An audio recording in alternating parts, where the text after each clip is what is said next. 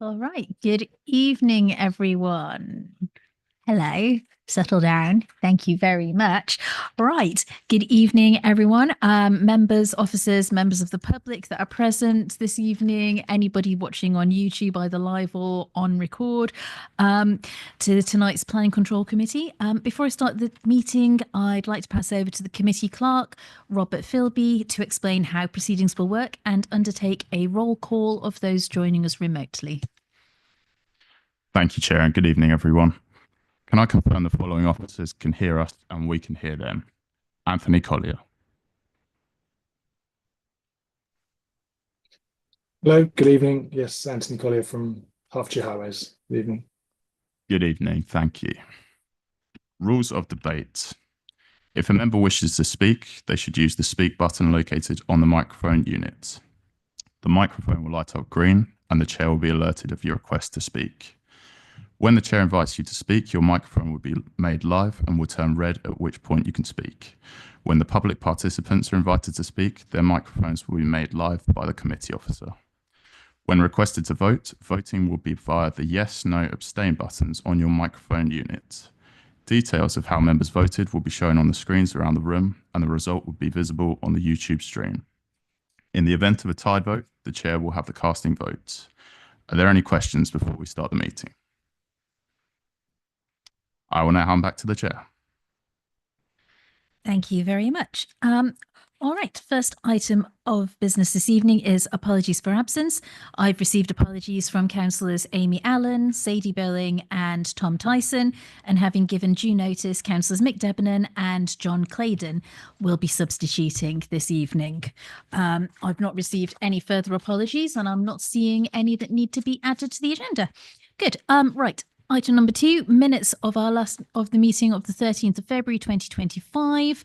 I was not present at that meeting, so I'm not minded to propose those. However, Nigel, would you be happy to propose? Certainly would. I propose. Thank you. And could I have a seconder? Yes, Councillor Brown. Very happy to second. Thank you very much, colleagues. Are there any comments on those minutes? Nope. My little screen this evening is not on. There we go. Might turn on now. All right. Very good. In that case, could we have a vote, please?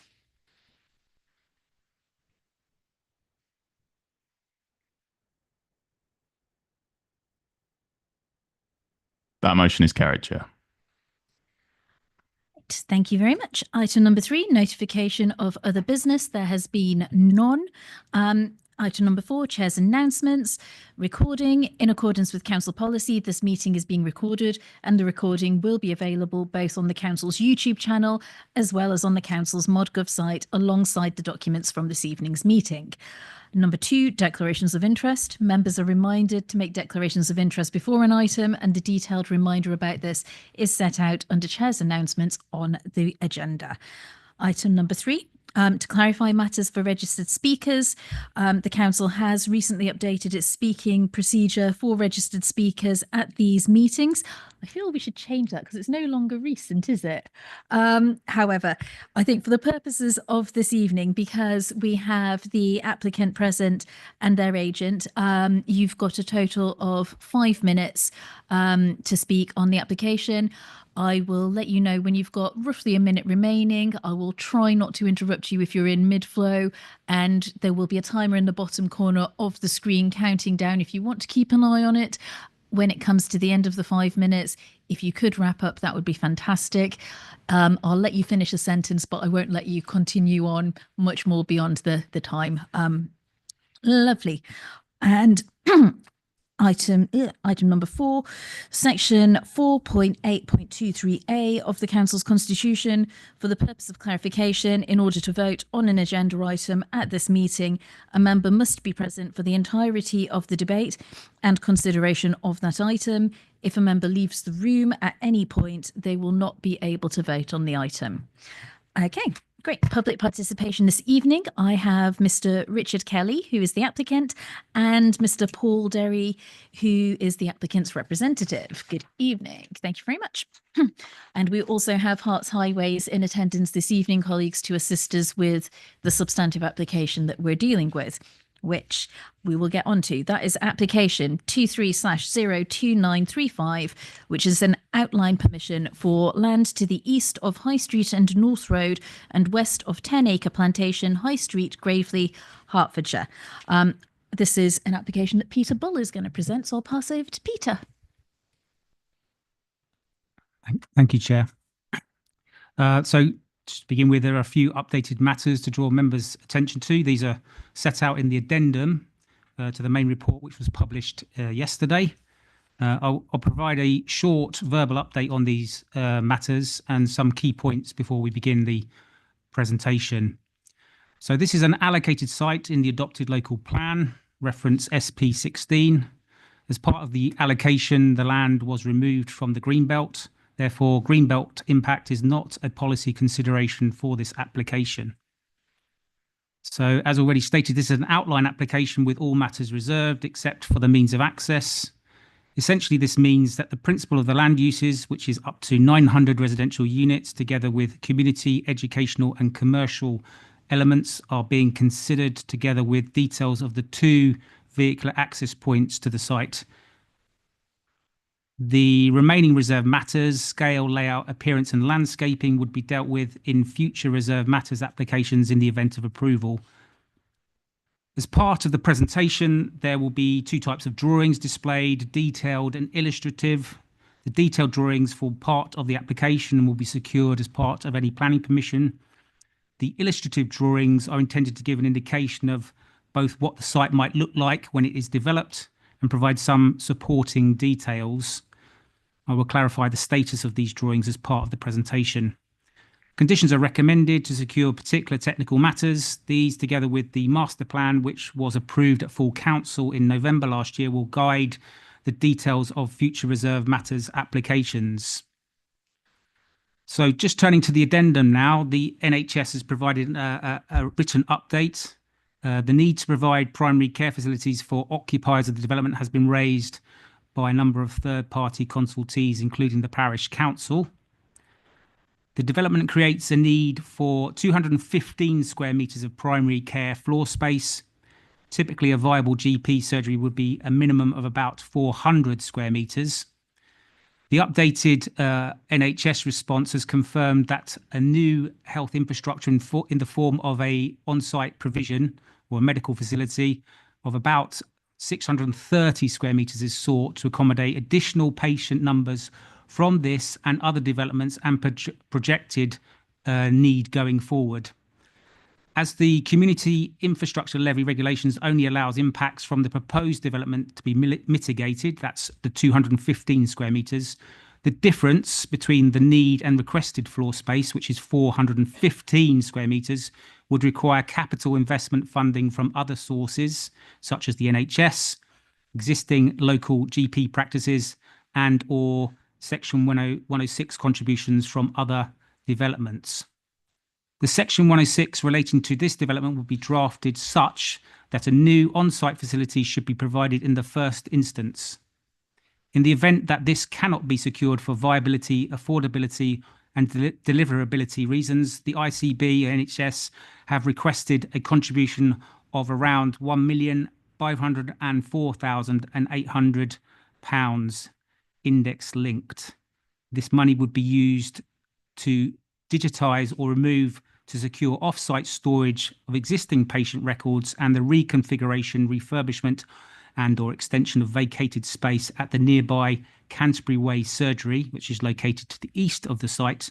This would create additional patient clinical rooms for GPs and support staff, increase capacity to accommodate additional patient numbers arising from the development and future housing growth in and around Gravely. Going forward, there would need to be discussions about the timing for the delivery of the community hub, where the facility would be located, and the funding shortfall to deliver the preferred on-site option.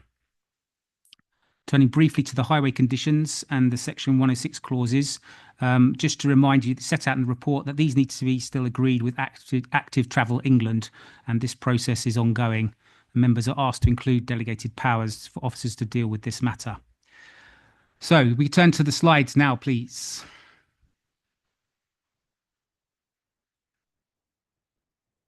Next slide, please. So here we have the submitted location plan with the site edged in red, located to the south of Gravely and the north of Stevenage.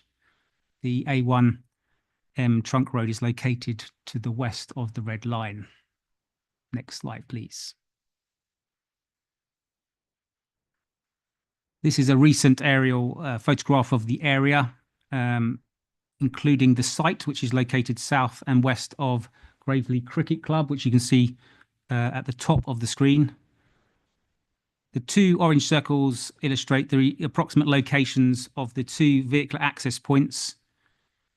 And you can see from this photograph that the development within the adjoining HO3 site, that's annotated Bellway site on the aerial photograph, has commenced already. Next slide, please. So here you can see the detailed design of the main vehicle access from North Road into the site. In addition to the on-site highway works, the developer will also be required to undertake works on the adjacent public highway under a separate Section 278 highways agreement. Next slide, please. This is the detailed design of the other vehicle access into the site, linking into the road within the adjoining HA3 site. The design of this matches that which has been approved on the HO3 site. Next slide, please. So here's an illustrative drawing showing the main active travel routes into the site from the existing adjacent roads. To clarify, this drawing's a different orientation to the ones you've just seen. So just to clarify, the grey coloured road to the left with the blue margin is the Gravely Road leading onto Gravely High Street. And the active travel link will be provided adjacent to the purple line on the left. The North Road is the horizontal line running left to right within the main T-junction access, coloured grey in the centre of the screen. And to the far right of the screen, you can see the other active travel route into the site. It's the thinner grey coloured line on the far right side. Next slide, please. So this is the land use and access parameter plan. So it's a detailed plan which will be secured as part of the permission, if approved.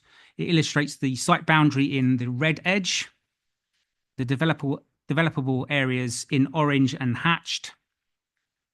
The public open space is illustrated in green. And the vehicular, pedestrian and cycleway connection points are illustrated by arrows. Next slide, please. This is the illustrative plan which shows the estimated travel times from different parts of the site into the neighbourhood centre within HO3. The proposed primary school in HO3 is immediately east of the neighbourhood centre.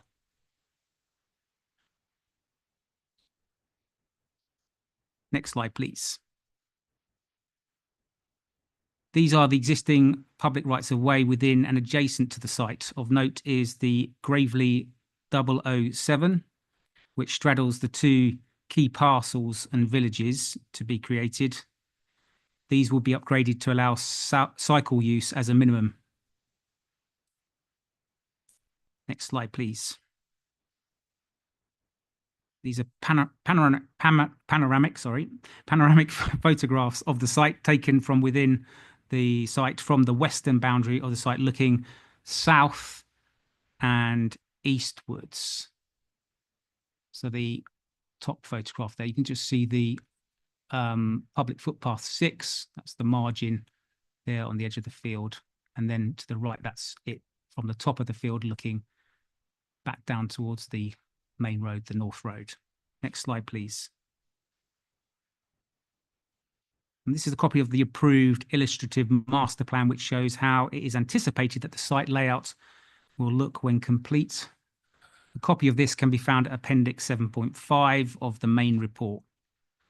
Key features include the local centre located centrally, the primary school and associated playing field to the north of the local centre, the 2 attenuation ponds, coloured blue, allotments located to the northeast of the larger attenuation pond, the bus route, which is indicated by the blue dotted line and runs from the North Road junction up the primary road and linking into the HA3 site, the orange dotted line indicating the existing public footpath, and the purple dotted line illustrating the existing bridleway. That's the end of the presentation, Chair. Thank you. Happy to take questions. Thank you very much. And just as a reminder, as well as having Peter here, we've also got Anthony Collier, who's a colleague from Herts Highways, joining us online as well. So over to members of the committee. Do you have any questions for officers? Yes, Councillor Brown. Thank you. I just wanted to ask about the Section 106 money towards health potentially from other sites. I believe I'm right in saying that HO3 doesn't have provision of a health facility on site. Do you happen to know if that Section 106 agreement includes money for health that could be put towards a health centre on this site, seeing as it's effectively the other half of the same development? I don't know the answer to that question, I'm afraid. There was a contribution secured as part of the HA3 site, but I don't know the details of what that was set around, how it was going to deliver primary healthcare facilities. But maybe that's the developer may have an answer to that question. You might be able to address that later. Thank you. Councillor Claydon. I was actually going to ask the same question as Ruth, but I do have another question, which might be for our colleague online from Highways. To what extent does the County Council anticipate adopting the highways within the development? I'm understanding that the highway would be adopted, but maybe Anthony could confirm that point. Yes, good evening. Certainly the access junction would be adopted as you'd expect. Typically, we'd adopt the route to the primary school, and with a bus route circulating the site, we'd likely adopt that spine road. Further adoption, we'd decide through the approach taken to the master plan works. We'd also look to adopt any of the hard surface cycle routes that provide wider public utility. So not just the roads, but also any of the sort of connecting route through as well.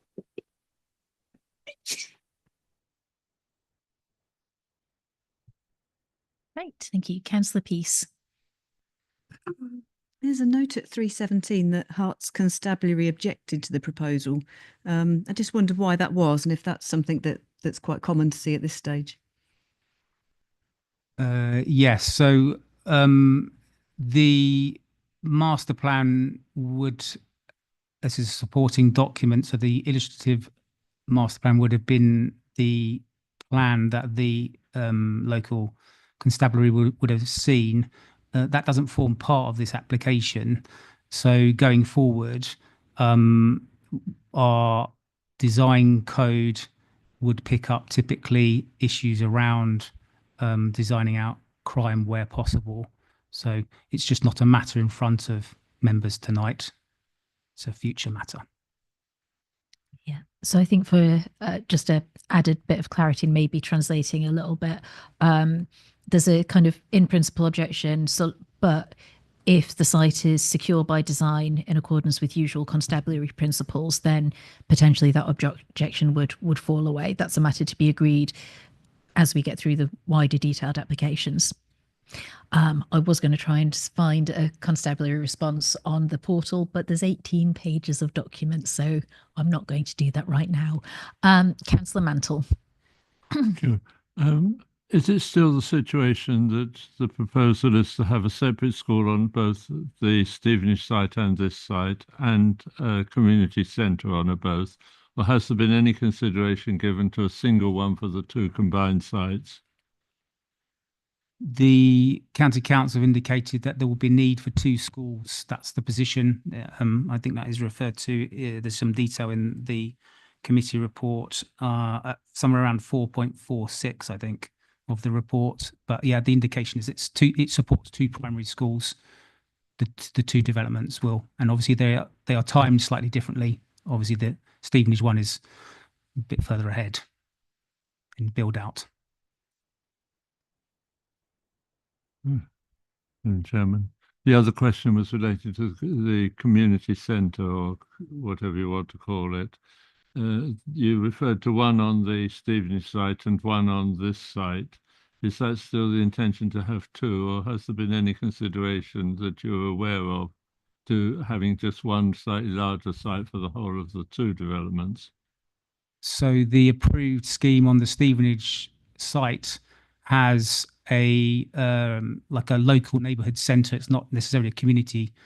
Doesn't include community uses, and obviously the adjoining school there. So the community facility that would potentially be delivered on the NS1 site now before you would probably be serving residents from both, I would guess, in some shape or form. Okay, thank you. Councillor Mason.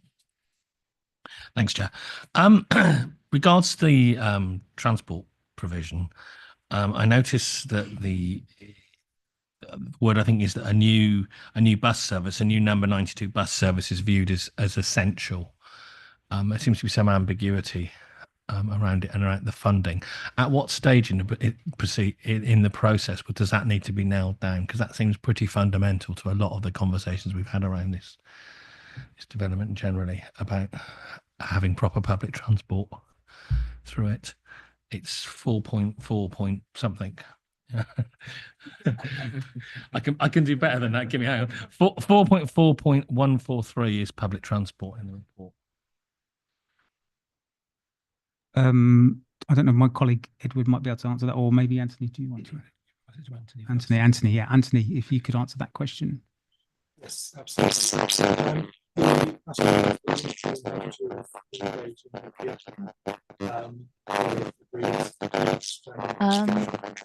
Anthony, apologies. Are you able to just tweak your mic settings? We've got a bit of interference on it. I was being polite, colleagues.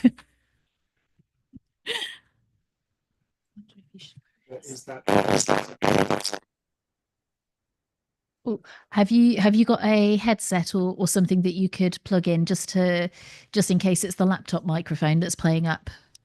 Yes. Yeah. No, it's still coming through. It's really garbled, I'm afraid. Yes, Peter. Oh. That's all right. We're going to pass to Edward Lee, Anthony, in the meantime, if you want to play with the Zoom settings. So kind of anticipating what Anthony would have been saying, it is recognised that a bus service is needed, and the passenger transport team have spent quite a lot of time designing a new service that would take the service that currently runs from Weston and kind of reinforce that so that it runs more frequently and also alternates with originating from Lister Hospital, and it would run through both the HO3 site, the North Stevenage site, and the NS1, the North Hart site, and then go into Stevenage from the northwest. So it would be a different route to the existing 55. The existing 55 would still run down North Road, and in effect that would provide a kind of an express service with a new stop on North Road close to the access junction. And this additional service would provide this kind of a stopping service that would be more frequent, and the amount of money required for that is being calculated, and that number is in the report. But whatever amount is asked for would be what is required to make sure that that service can be run. So it's kind of indexed. Does that provide enough of an answer? I suppose my question to repicture my question, is this the stage in which we need to get that nailed down? Because what concerns me is somewhere down the road, no pun intended, we have this very large development that doesn't have a bus service. And I think the problem with whichever one the existing bus is 55, is it? It's a very long way from the back of this development, which is why you need the other bus service. So I'm trying to establish, Chair, whether this is the point when we need to make this be comfortable with the conditions, or is this something revisited later? Because it seems to me it's fairly fundamental. So this is a all matters reserved save for access application. I'm not sure if Peter or Sean want to provide sort of guidance on exactly what it is that is agreed this evening, and sort of the parameters that we've got that, hang on, no, I'm not. Normally I've got it right at the head. Can you correct me on this, Sean? This is an all matters outline permission. What are the key considerations that we're looking at? Are we taking everything, or are we focused narrowly on certain aspects of the application? We are considering these matters at this stage, but a lot of the detail will be honed out through negotiations through the Section 106 obligation. And so there are matters at this particular point that will need to be clarified through that process. Obviously, if members have a particular view as to these matters, then they can express it, and those will be taken into account during the negotiations of the Section 106 obligation.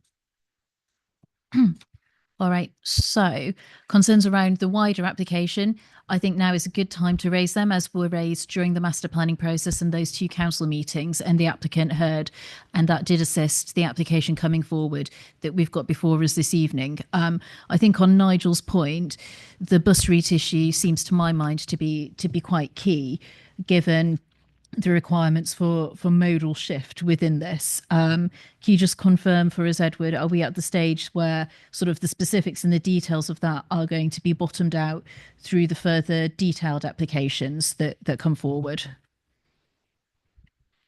So I can confirm that there is no question that the bus an extra bus service is required.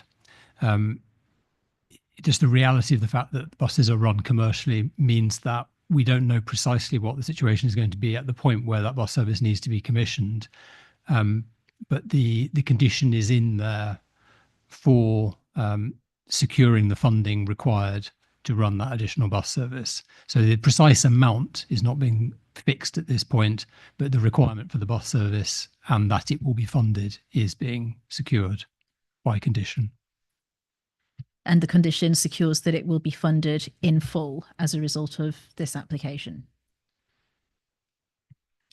It will be funded to the extent necessary. So there will be fair revenue that will cover some of the costs of the service. And if it's coming in from Weston and from Lister Hospital, then it will have passengers who are coming in from other places other than from this development. So it will be looked at in terms of what is the funding gap, and this development will be required to provide that funding to fill that funding gap.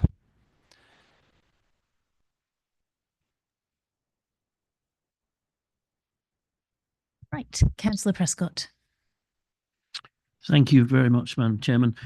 I have 3 points. I mean, I'd like to cover the traffic congestion issue, which I think is a monumental elephant in the room. But I also notice that highways don't raise any particular objections. I would like to ask about the buffer zone, specifically in regard to defining the new development, which is essentially North Stevenage with Gravely Village. And I know geography is not on our side in this, but I think we need to do whatever we can. So I'd like some detail on that buffer zone. And lastly, perhaps a minor point, but the rights of way, I'd just like to know if they're going to be tarmacked over or they're going to remain as greenways, so that for biodiversity and just maintaining the sort of natural aspects of the development. Okay, I think, Peter, do you want to do the buffer zone and then possibly, Edward, the public rights of way? Yeah, so obviously the buffer zone doesn't form part of the application in front of you tonight. it is a matter that's highlighted through the master plan already. And if you refer to the actual illustrative master plan, it does show a buffer there through the design code and reserve matters applications. That detail will be secured. All applications have to comply with the master plan, and that's set out in the master plan. So there's no doubt that will occur, but the detail is not before you tonight. But there is illustration to show that will occur. And in terms of the treatment of the public rights of way, that's something that will be explored through the design code. And it will take into account what is the function of that part of the public right of way, whether it is for utility trips or whether it's for purely for leisure trips. So, for example, the link into Gravely High Street on the northwest corner, we see that serving a utility function, that people who live in Gravely will want to use that to access the site, and vice versa for residents of the site to access the pub and so on in the village. So that part of it would be designed to a standard that's suitable for cycling and walking safely. Other parts of the public right network are likely to be left as leisure routes with the, as you would expect. So the detail of this will be worked through the reserve matters, but the design code is the point at which we would be kind of setting what those parameters are, and that would be informed by the sort of the detail of the emergent detail design for the site. All right, Councillor Peace. Thank you. In terms of the main access for walking and cycling, I saw originally when they commented Active Travel England were concerned that there was a shared path and they felt that cyclists shouldn't be sharing a path with pedestrians. But now Active Travel England seem to be happy with the application. Have we still got a shared access path with cyclists and pedestrians? And if so, how have things changed so that Active Travel England are now happy with it? Yeah, it's a good question. So Active Travel England's first response was essentially a strict application of the LTN, Local Transport Note 120 standards. And there it does start with full segregation, so that cycleway is separate to the footway. And through discussion around the detail of the site, in particular on North Road, the space that's available within the highway, it was agreed between Active Travel England and the applicant that shared use was appropriate and that the width being provided was sufficient. I think we'd have to think that if we were to require segregation within the site and on that section along North Road, just adjacent to NS1, you would have the rather strange situation that you would go from a segregated provision to shared provision on the more congested, or the more used part along 8 past HO3 and then further on into Stevenage. So it seems common sense really to provide the best that we can, but not make it completely different to what people would be using when they travel further into Stevenage. So the short answer is yes, it is shared provision, but it is 3 or 3.5 meters wide, and there would be segregation within the site where there is a need for it. So where, for instance, in the sort of school area, we'd be looking perhaps at segregation there because there's greater chance of conflict because of the volumes of people using it. But elsewhere, it'll either be shared use between pedestrians and cycles, or it'll be a quiet street, in which case people will be cycling on the street and pedestrians will be on the footway. Thank you. Councillor Debenham. Thank you, Chair.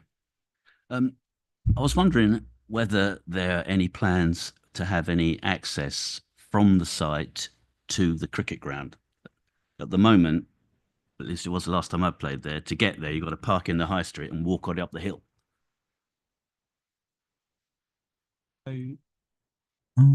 So we're not fixing rights of way as part of this application. the Highways Authority have recommended a rights of way improvement plan. So there would be an opportunity to explore a connection through that plan. We're already discussing improvements to some of the existing adjacent footpaths. So there would, obviously there is, I think footpath 6 would be the one that would connect into the cricket club. So yes, there's potential to do that, and certainly we can take that forward. Thank you. Councillor Claydon. Thank you, Chair. This may sound like a flippant question, but I promise you it's not intended to be. Just with regards to the planning balances on page 77 as laid out, I'm just not quite sure how to interpret or balance weightings, sort of great, substantial, significant. How do these terms relate to one another, and how should we evaluate them?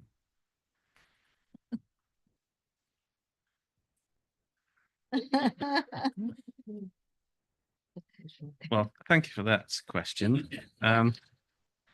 Yes, it is a methodology that is used these days by planners to visualize the balancing exercise, to assist yourselves in that process, and to visualize those matters that are in favour and obviously those matters that are against, and give some weighting to those individual matters.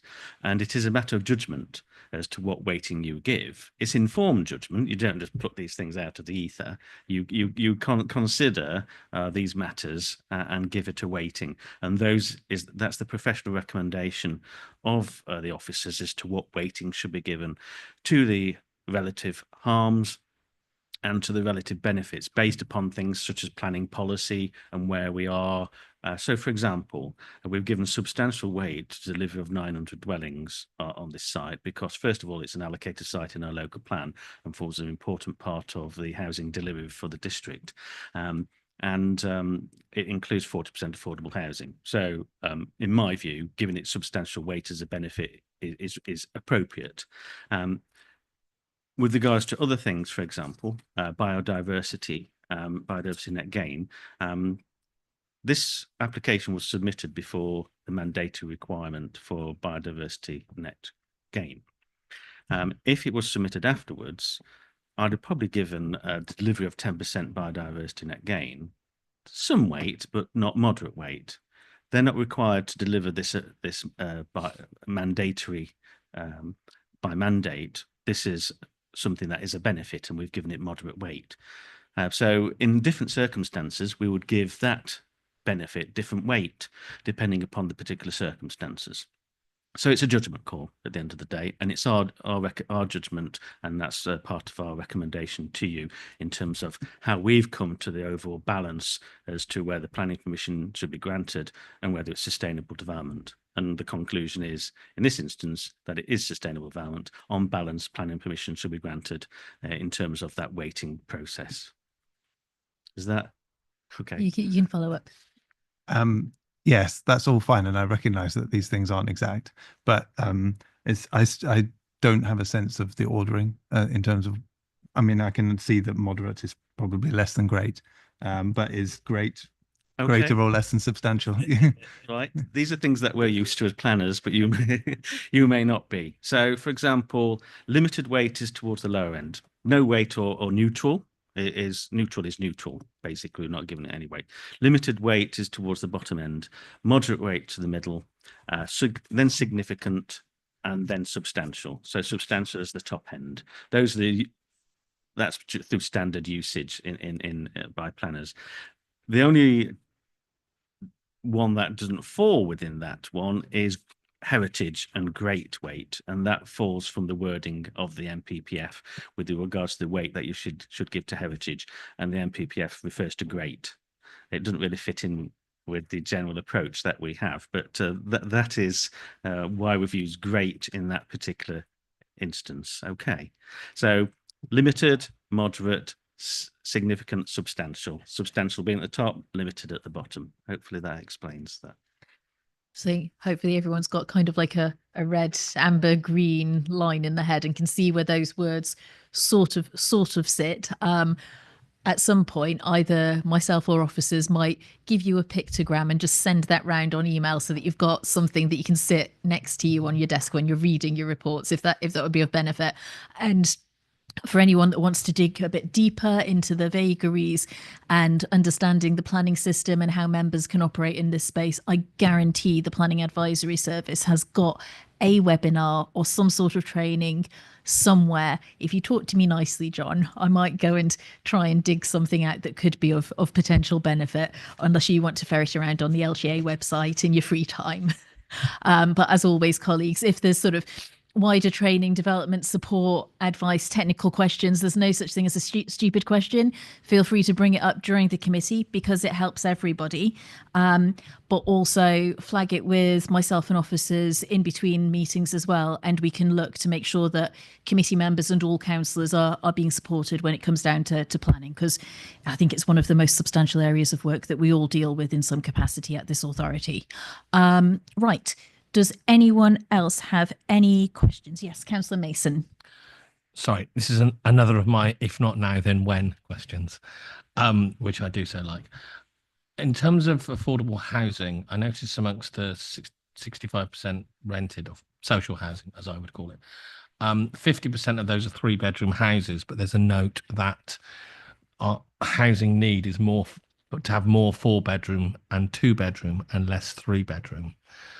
So the suggestion being that on this application at the moment, we're over providing the 3 beds.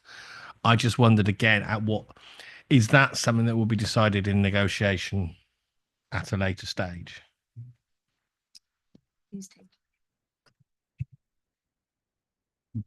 Yeah, good question. So this would be picked up as part of the section 106. So there would be a scheme to be agreed at some point, submitted to us and approved in consultation with the council's housing officer.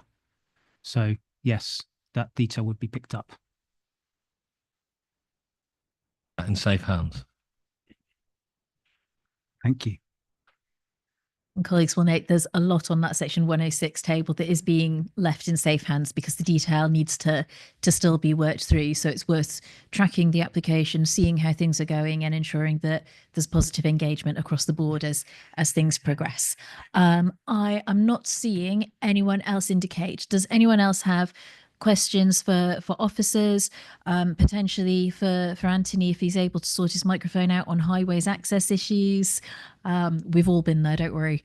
I'm not. Oh, go on, Peter. Thank you. So just come back to Councillor Brown's question because my colleague Sam has been trying to find the section 106 for the adjoining site. So we can confirm that on the HA3 site, there was a contribution of £566,242, and that was only very vaguely towards primary care services in the general location of the development.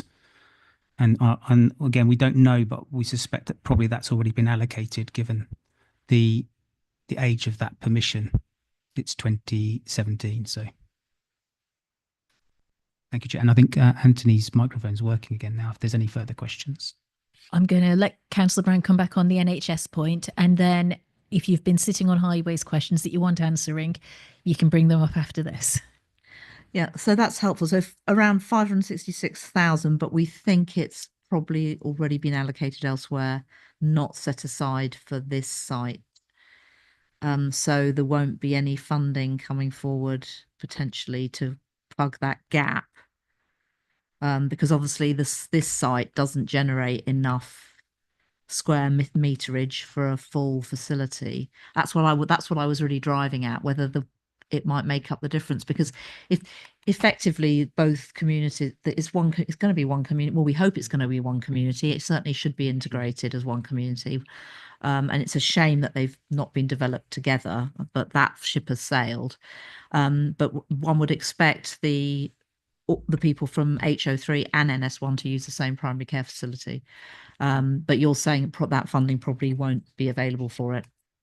And come back to that. Yeah, it's good. It's a complicated jigsaw puzzle, which we don't have all the pieces to at the moment.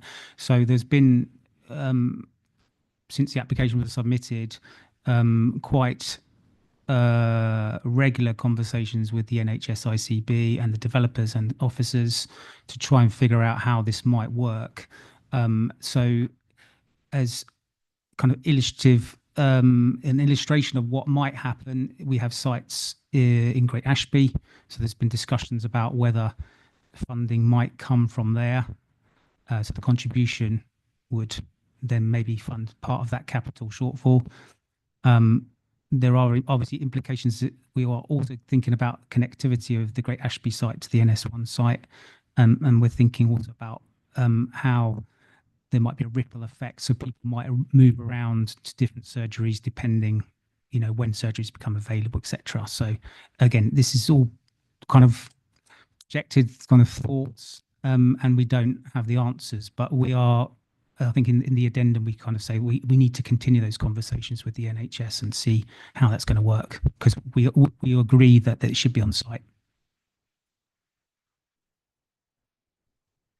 Okay, colleagues. Any further questions at this stage for officers? Nope, I'm seeing nobody else indicate. Right, in which case then I shall move on to to the applicant and the applicant's representative. You've got 5 minutes to present to the committee, and then afterwards members will ask questions. So whenever you're ready. Thank you. Good evening. I'm Richard Kelly of Crowdace Homes, the applicant for this land north of Stevenage, and with me is Paul Derry from Stantec, our lead planning consultants. Crowdace is a family-owned house builder operating across the southeast of England with our regional office here in Letchworth. The North Stevenage site is one of the largest allocations in your adopted local plan, and as such plays a key role in delivering the housing strategy for the district. Crowdace has been working with your officers and other stakeholders for several years on our proposals for this site, which include up to 900 homes, 40% of which will be secured as affordable homes, a community centre, a primary school, and extensive open space, including allotments, all while catering for good integration with the Stevenage urban area to the south and respecting the village of Gravely. The principle of development here has been established through the local plan's examination and adoption, and a strategic master plan framework providing more detailed guidance was adopted by full council in November. The outline application before you this evening is the next stage in the process. One of the proposed conditions is that a design code will be produced to guide details about the scheme's character to be implemented through the reserved matters for each phase of the scheme. There are no outstanding objections to the application before you tonight from any statutory consultees, and there have only been 13 objections to the application from members of the public. We believe this is a result of the collaborative approach taken, and we would like to take this opportunity to thank your officers for their professionalism and advice in getting us to this point. Paul. Yeah, thank you, Richard. The site is allocated as site NS1 within the adopted local plan. The accompanying policy SP16 sets out a number of requirements to ensure a sustainable form of development at the site. The application is in outline form with all matters reserved except for access, and is accompanied by an environmental statement which has been assessed by your officers. The scheme is designed to have a community hub at its heart, centred around the primary school, community building and an open square adjoining the bus route. The scheme is designed to work in a complementary and integrated fashion with the HO3 site to the south, which is under construction. Our proposed hub adjoins our site's main open space, which runs through the centre of the scheme and will provide a green infrastructure link to the Forster Country Park being delivered as part of HO3. Regarding highways, there are 2 points of vehicle access, a signalised junction from North Road and a link into HO3. The application also caters for extensive pedestrian and cycle links, as well as a bus route designed to promote sustainable and active travel. The ability of the road network to cater for expected travel levels, taking into account other sites and anticipated growth elsewhere, was originally tested at local plan stage. The application includes a transport assessment, which has been assessed by the Highways Authority, who are content that the impacts have been properly assessed and the proposed mitigation is acceptable. The scheme will deliver improvements to local health services. This has been extensive discussion with the NHS on whether the scheme should make financial contributions to off-site facilities or whether there should be a new health centre on the site. The NHS's current preference is for an on-site facility which can be accommodated in the neighbourhood centre. The Section 106, as currently proposed, will have a flexible arrangement to allow either an off-site payment or on-site delivery, given the further business case testing the NHS would need to do before committing. Either way, the health needs arising from the scheme will be met. The committee report sets out the sustainability credentials of the site by reference to the gold, silver and bronze aspirations set out within your recently adopted sustainability SPD. This includes the target of gold for sustainable travel, along with a number of silver targets. Although the application was submitted before biodiversity net gain became a statutory requirement, we have nevertheless exceeded the statutory limits on site, achieving a net gain of 10.61%. Finally, I seek to summarise the benefits of the proposal. These include delivery of 900 dwellings, including 360 affordable houses, significant provision of publicly accessible open space, including on-site allotments, provision of over 10% biodiversity net gain on site, the promotion of sustainable and active modes of transport, provision of the community hub and primary school, and integration with HO3 to the south, and upgrades to rights of way in the vicinity of the site. We'd like to thank the case officer and all involved in getting to this stage, and we hope you will be happy to agree with the report's recommendation and resolve to grant permission. Thank you. Thank you very much, and very, very well timed. Well done. Right, colleagues, do you have questions for the applicant?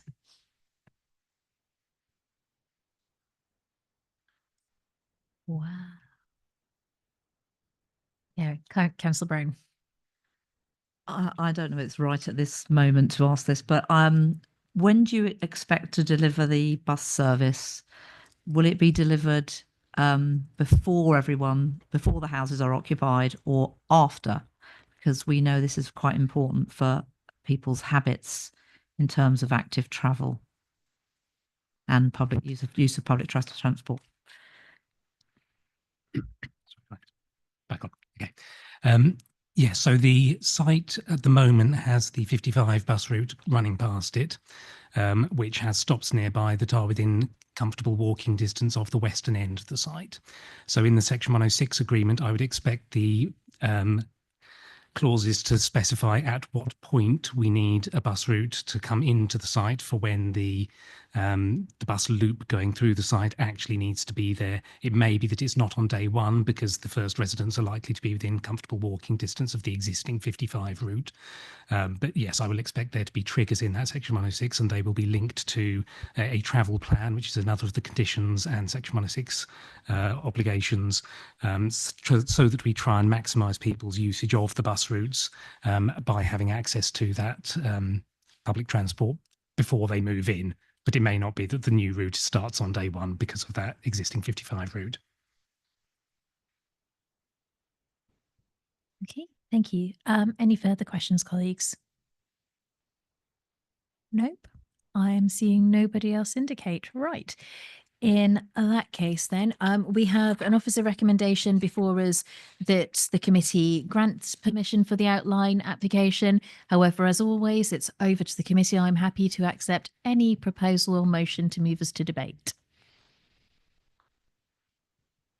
Or should I possibly maybe go back to Peter and see if you want to sum anything else up for us? Sorry, Peter. That's all right. Thank you, Chair. Obviously the addendum should be considered alongside the main report. So just to clarify that, obviously when members are moving forward to vote, that it includes those matters also. There we go. We now have guidance to assist in any proposal that members wish to put forwards. Yes, Councillor Brown. I'd like to propose that we grant this application on the basis that it has gone through the master planning process, and it was refused on the first occasion at full council in July, and the applicant went away and did some more work, and I think it's been quite thorough. We have before us today an outline plan with access and all other matters reserved, and it's an allocated site in the local plan. And so I think in principle the development should be approved.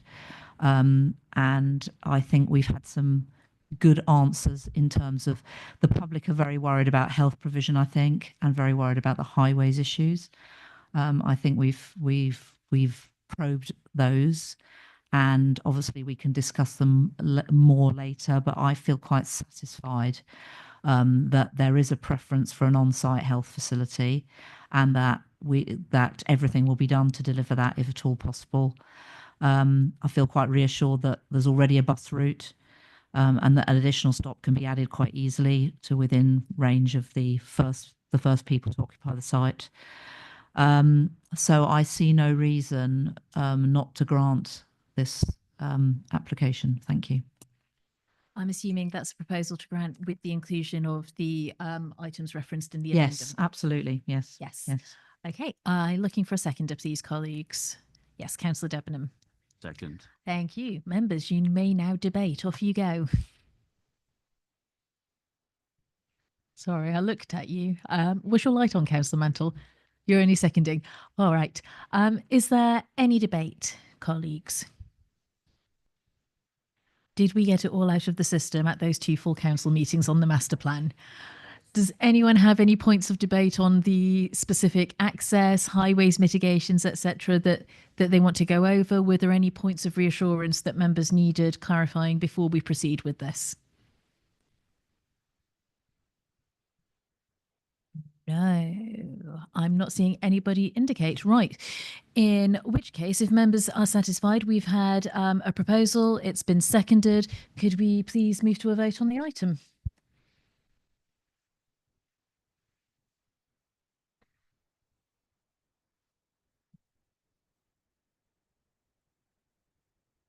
That motion is carried, Chair. Thank you very much. And especially thank you to Anthony for joining us from Highways. I think we often request and lament sometimes Highways colleagues not always being present, because sometimes our officers here aren't always able to answer the committee's technical questions. I'm really sorry that the technical difficulties prevented you from engaging in tonight's meeting as much as might have been hoped. But thank you for the reports, for the work that's been done, and being present in any regard. I think it was beneficial, and your support is appreciated. And also thank you to Edward for stepping up and providing the committee with the additional information to fill the gap on that. Right. Next item of business tonight, when I find where I've scribbled it down, is item number 7, our planning appeals update. I've got Sean to just present and run through the table that's in the pack. Thank you, Chair. We have 1 appeal decision reported, and that appeal was allowed, and that related to the conversion of part of the ground floor from a commercial use. I think it was a former bank in Baldock, 33 High Street, Baldock, to a dwelling house. And the comments to the right-hand column set out the inspector's reasons for allowing that appeal. And then we have the second table, which sets out appeals that have been lodged. And the most notable one there is that an appeal has been lodged against the council's refusal of planning permission for a solar farm at Wandon End. And as far as that is concerned, we have some dates for public inquiry. It's proposed that there be a 4-day public inquiry held, which will commence on the 17th of June. And we've appointed, as members may recall, the decision was contrary to officer recommendation, and we have appointed a planning consultant and a landscape architect and a barrister to act as advocate at that public inquiry. If members have any questions about it, I'm quite happy to answer them as far as I can. Thank you. Right, thank you. And colleagues will note there's obviously one ongoing issue that's not recorded on the table, which is Respring. The public inquiry for that, I believe, is still listed for the 29th of April. Yes. Any questions on the appeals and notifications there? No. Okay, all right, colleagues. Well, thank you very much. If nobody's got any further questions or points, as we've had no other business notified, that's the end of tonight's meeting. Thank you for your time and attention. Next meeting is listed for the 3rd of April 2025. I've had sight of an advance agenda for that. The item that we previously had deferred from a very short committee meeting a couple of weeks ago is coming back. The agendas will be published shortly, so please make sure that you read the papers in good time. Thank you very much.